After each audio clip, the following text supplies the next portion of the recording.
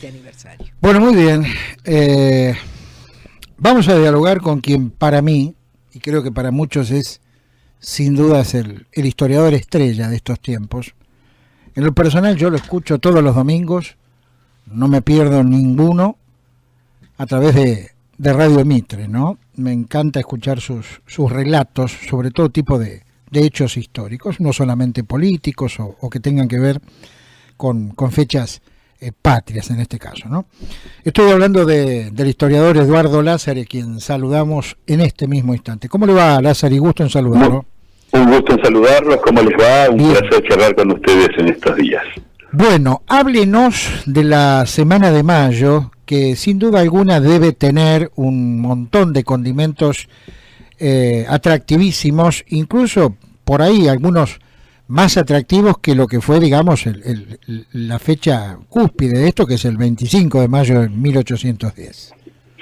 Bueno, lo que es muy interesante ir descubriendo con el análisis de la historia, vamos a decir que durante mucho tiempo nos relataron la historia argentina como correspondía, es decir, como un proceso muy ordenado, porque durante muchos años la Argentina, que es un país joven, tuvo que ir cimentando una estructura respecto de lo que pasó en su historia ordenada, ¿no? A nadie le gusta contar el origen de su historia en una forma caótica. Con la madurez que va dando el paso del tiempo y con la madurez que va generando, digamos, el avance de los estudios, uno puede ya entrar en algunos detalles, como bien ustedes dicen, como por ejemplo decir que la Junta de Mayo de 1810 se da en un proceso general en todo el Imperio Español, provocado por la invasión de Napoleón a España, donde la Junta, como una forma de gobierno que reemplazaba la estructura que se había derrumbado, era un mecanismo común. Por eso nosotros hablamos de la primera Junta como algo notable, y lo que tenemos que decir es que hubo Junta en México, hubo Junta en Caracas, hubo Junta en Santa Fe de Bogotá, hubo Junta en Santiago de Chile, hubo Junta en Chuquisaca, hubo Junta en La Paz, y también hubo una Junta en Buenos Aires. El gran mérito de esa Junta de Buenos Aires fue que inició un proceso revolucionario que quedó firme para siempre. Este es el gran detalle que hace de la Revolución de Buenos Aires, que después nosotros la convertimos en la Revolución de Mayo, una excepcionalidad en la historia, porque todas las otras revoluciones que se dieron en América fueron reprimidas por el Imperio Español una vez que Fernando VII, que fue la gran excusa de 1810, vuelve al poder. Y en ese sentido es interesante mostrar este detalle, mostrar esta característica especial, sin tomarlo, digamos, nada más que como un motivo de orgullo histórico para todos nosotros. Es decir, de todas estas rebeliones por digamos, dominarnos nosotros mismos, gobernarnos nosotros mismos, la única exitosa fue la de Buenos Aires.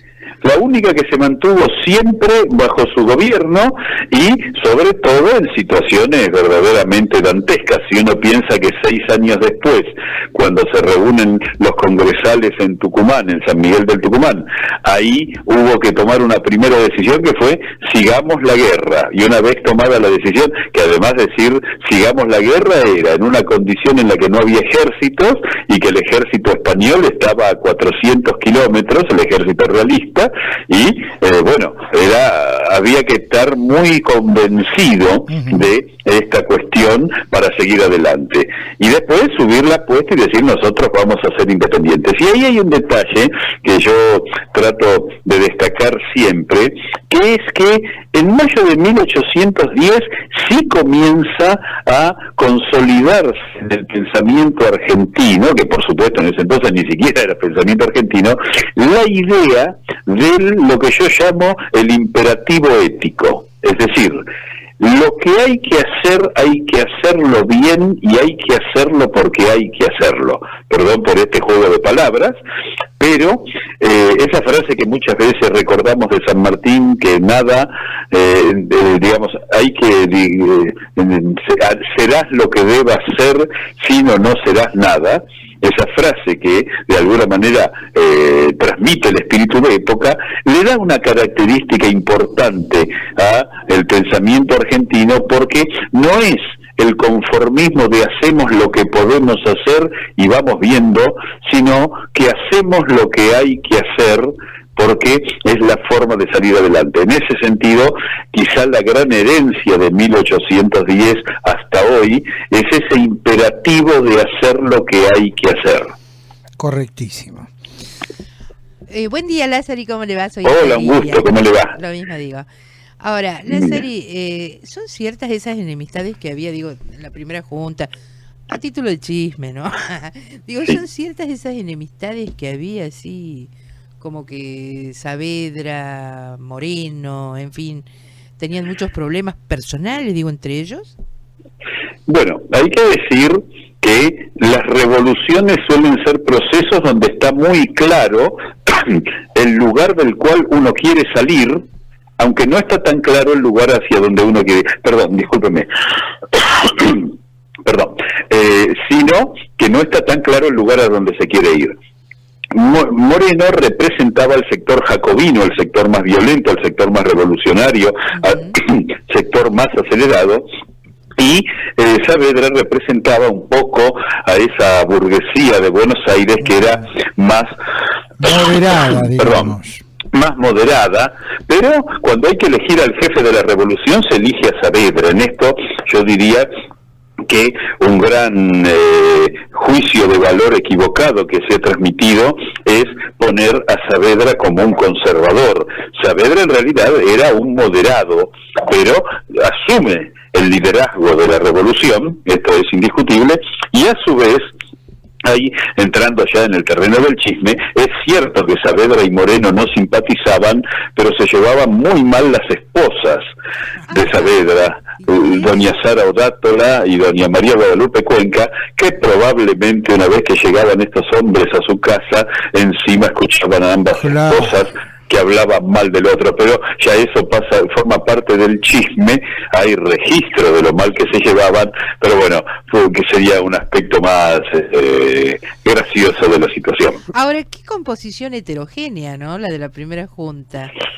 Qué diversidad, digo, todo el mundo parece haber estado representado en esa primera junta. Bueno, en realidad es de una amplitud muy grande porque está representado el clero revolucionario en Alberti, los militares que adherían a la revolución en Ascuénaga, había dos grandes financistas, dos hombres que podían respaldar económicamente la revolución, que eran Mateu y Larrea, había dos grandes abogados y políticos del foro, que eran Belgrano y Castelli, y después Saavedra, que representaba a los grandes hacendados de Buenos Aires, pero también era el jefe de los milicianos, y Moreno y Paso, que eran dos abogados que estaban muy acostumbrados a la idea del manejo del Estado. Así que en ese sentido podríamos decir que la primera junta fue mucho más representativa que otras juntas que se hicieron en otros lugares del Imperio Español donde no hubo tal amplitud. Era un verdadero seleccionado de entonces.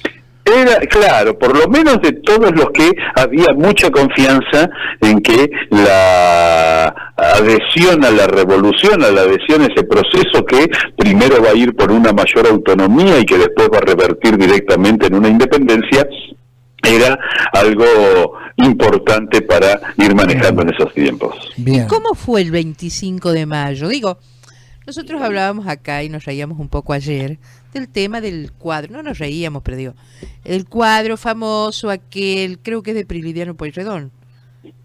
Hay varios, sí. Está el de Subercasó, hay otro de Rojas, hay varios cuadros que más o menos representan lo mismo. Bueno, ¿cómo fue en serio? Digo, había mal tiempo, llovió. Era una temporada muy lluviosa en Buenos Aires, la que venía en esos días, por lo tanto la Plaza de Mayo estaba convertida en un fangal, estaba convertida en un barrial, y fue un día muy tenso porque ya el 24 se había armado una junta presidida por el viejo virrey, que es prácticamente derrocada por presión de estos criollos autonomistas, y a la tarde se concreta la nueva junta que jura ante el Cabildo de Buenos Aires, y la polémica sobre los paraguas ha quedado bastante bien develada, porque en los documentos figura que días antes de la revolución se había hecho un remate de aduana, que lo preside el hermano de Juan José Paso, en el que una gran cantidad de paraguas de hule, que habían sido requisados por contrabando, pasaron a formar parte de la vestimenta brasileña. O sea que los paraguas estaban, había paraguas, no había paraguas de colores, por supuesto, pero sí los pocos vecinos que fueron, que no alcanzaron a ser 500, que estaban frente al Cabildo, tenían como refugiarse de esa espantosa lluvia invernal de Buenos Aires, que en realidad era otoñal, pero muy fría. Se sabe que eran días muy fríos. ¿Y había reparto de cintas celestes y blancas, esas cosas? No, bueno, eso se da el 22, y French y Beruti repartían un distintivo del cual no hay ninguna referencia. Se dice que probablemente pudieron haber sido cintas rojas que ponían en evidencia a quienes estaban con el proceso revolucionario, en cambio quienes no tenían el distintivo no adherían a la revolución. Así que, pero no hay ningún registro del color que fueron esas cintas, y sí se repartieron el 22 de mayo, ya después en 1812 se van a convertir en el gran distintivo nacional, cuando la escarapela nacional pasa a ser un derecho de todo ciudadano para exhibir su sentido patriótico. Indudablemente la historia argentina es más que apasionante, y uno quisiera tener todo el tiempo del mundo para relatar esto a través de la radio. Usted es un hombre de radio y lo comprende perfectamente. Ahora, bueno, como reflexión final, ¿qué es lo que más le ha sorprendido a usted, un tremendo conocedor de estos hitos históricos de nuestro país, en este caso de esta Revolución de Mayo que desemboca en el 25 de mayo? ¿Qué es lo que más lo sorprende? A mí, digamos, me sorprende, y cada vez se consolida más la idea en mí, que esos hombres y mujeres que participaron de los hechos de mayo de 1810 mostraron una voluntad verdaderamente inquebrantable de llevar adelante un propósito, aunque el llevar adelante ese propósito les implicara unos sacrificios enormes. Es decir, esta idea de que vamos a hacer lo que hay que hacer aunque no podamos, creo que es la gran herencia que se ha transmitido para todos los argentinos, y deberíamos recuperarla para no conformarnos con lo que podemos hacer, sino que nos obliguemos a hacer lo que hay que hacer. Fue una de las grandes muestras, no hubo muchas, tengo entendido, a lo largo de la historia argentina, y más en estos tiempos, de cómo debe trabajarse una sociedad en busca de un objetivo en común, ¿no? Desde ya, y se hizo bien, y por eso la Argentina pudo consolidarse como un gran país, que es quizá la obligación de los ciudadanos del presente de recuperarlo. Estamos escuchando a Eduardo Lázari, historiador él. Lázari, muy amable, muy gentil como siempre. Que tenga una buena jornada. Bueno, muchísimas gracias, y el sábado que pasen un buen día de la patria. Lo mismo digo, hasta cualquier momento. Ahí estaba Eduardo Lázari comentándonos, dándonos un pantallazo así generalizado de lo que fue la semana de mayo.